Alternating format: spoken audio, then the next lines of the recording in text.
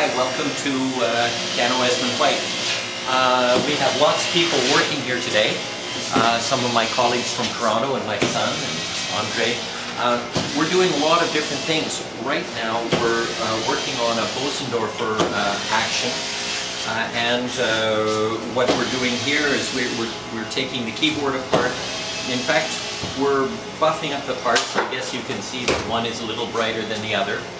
And in fact, we're going to be plugging the holes and moving the capstans, and I'll explain that to you a little later. We take the keyboard apart, we bring it into this zone, and we make sure everything is clean, proper. And then what we're also doing, Wayne Ferguson from Toronto is here for the week, and what we're doing is changing the hammer assembly.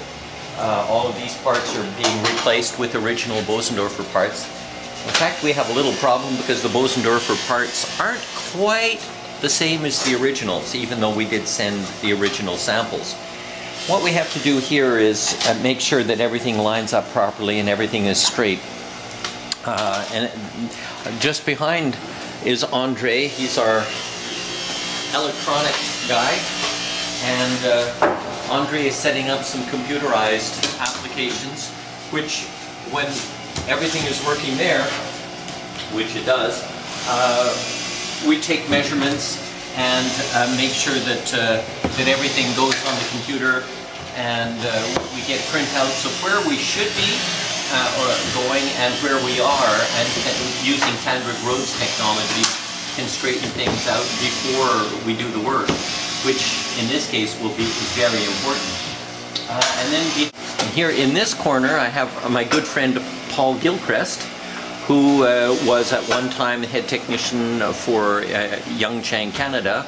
Does a major amount of the rebuilding work for Yamaha Canada now, one of the finest technicians, and he's building a few jigs for the workshop right now for restringing, which I'll probably show you in another week or so, just the kind of work that gets done. And he also, of course, is in for about 10 days from Toronto.